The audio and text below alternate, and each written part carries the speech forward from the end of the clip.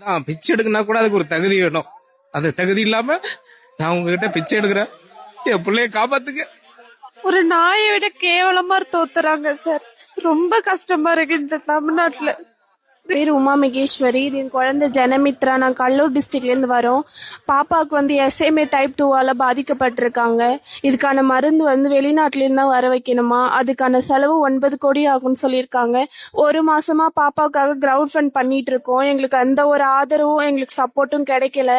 அதனால விழுப்புரம் குவா திருநாக்கு வந்திருக்கோம். அங்க சப்போர்ட் பண்ணுவாங்கன்னு நம்பி வந்தோம். இது மாதிரி நியூஸ் சேனல்ல கொஞ்சம் பேர் பேட்டி கொடுத்துருக்கோம். நான் என்ன கேக்குறேன்னா, உங்களால முடிஞ்ச உதவி என் குழந்தைக்கு பண்ணி என் குழந்தை உயிரை காப்பாத்தணும். 2 வயசுக்குள்ள நம்ம அந்த இன்ஜெக்ஷன் போட்டா மட்டும்தான் என் பாப்பாவை காப்பாத்த முடியும். எங்களுக்கு இன்னும் 4 மாசம் தான் டைம் இருக்கு. நீங்க கொடுக்கற ₹1 கூட என் குழந்தை உயிரை காப்பாத்துறதுக்கு எங்களுக்கு பெரிய உதவியா இருக்கும். தயவு செஞ்சு என் குழந்தைய காப்பாத்துறதுக்கு எனக்கு ஹெல்ப் பண்ணுங்க. அனைவருக்கும் வணக்கம். ஒரு குழந்தைக்காக பிச்சை எடுக்கனா கூட அதுக்கு சரியான தகுதி இருக்கணும், இன்ஃபுளுசர் இருக்கணும்.